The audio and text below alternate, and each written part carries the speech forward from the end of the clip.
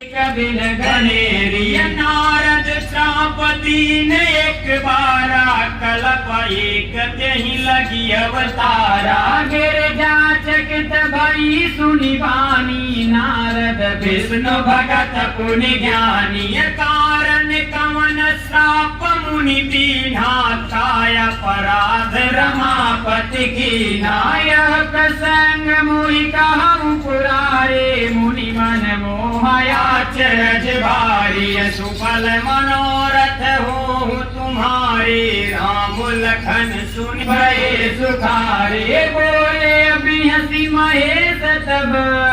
ज्ञानी मूढ़न कोई जही जस रघुपति करहि जब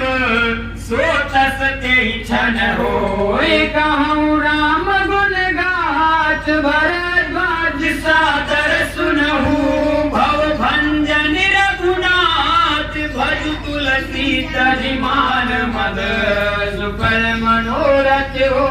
तुम्हारी राम लखन सुनि भये सुखारे अहिम गिरि गुहा एक यति पावनि बह समीप सुर सही सुहावनि आश्रम परम पुनीत सुहावा देख देवर से मन अति भावा निरति शैल सरि विपिन विभागा भयं रमापति पद अनुरागा सुमिरत हरहि साप गति बाधे सहज विमल मन लागी समाधि मुनि गति देखि सुरेश गिराना कामहि बोली कीन सन्माना सहित सहाय जाऊ मम हेतु चलऊँ हरते अजल चर केतु